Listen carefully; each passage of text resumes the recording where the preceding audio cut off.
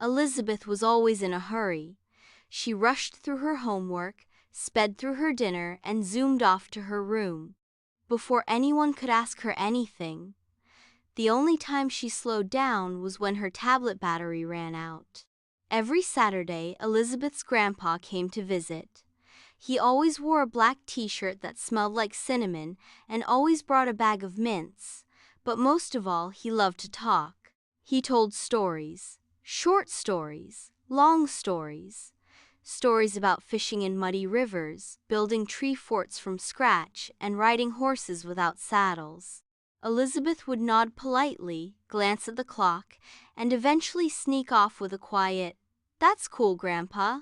One Saturday, Grandpa brought something new, a dusty shoebox. "I thought I would show you some of my old treasures," he said. Elizabeth sighed.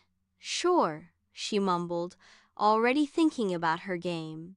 Inside were yellowed photos, buttons, a ribbon, and a tiny music box.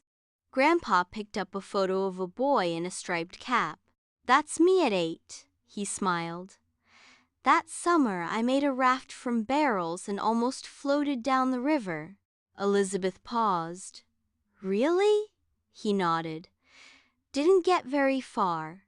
Your great-grandma chased me with a spoon." Elizabeth giggled. For the first time, she looked at her grandpa, not just as a grandpa, but as someone who once climbed trees, got into trouble, and had adventures. She sat beside him, legs crossed. "Tell me more," she said. Grandpa's eyes twinkled. He told her about climbing the school roof to rescue a kitten, sneaking pie from the windowsill, and making his own slingshot. Elizabeth laughed, gasped, and even took notes in a little notebook. Hours flew by. "You really did all that, Grandpa?" she asked. "I did," he grinned. "But none of it felt as good as this moment right now." Elizabeth looked up and asked, "Why, Grandpa?" "Because someone listened," he said softly. "You listened.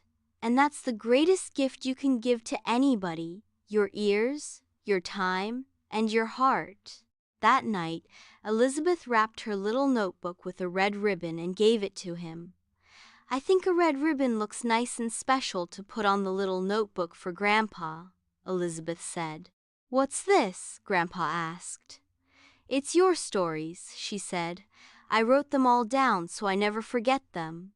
His eyes filled with tears. He hugged her close. From then on, Saturdays weren't just visits, they were especially for story time. Elizabeth listened and she learned, and Grandpa lit up like sunshine every single time. What an amazing bond they shared! She discovered that behind every wrinkle was a memory. Behind every quiet pause was a treasure. And behind every great storyteller was someone who just needed someone to truly hear them and express themselves. That's when Elizabeth understood.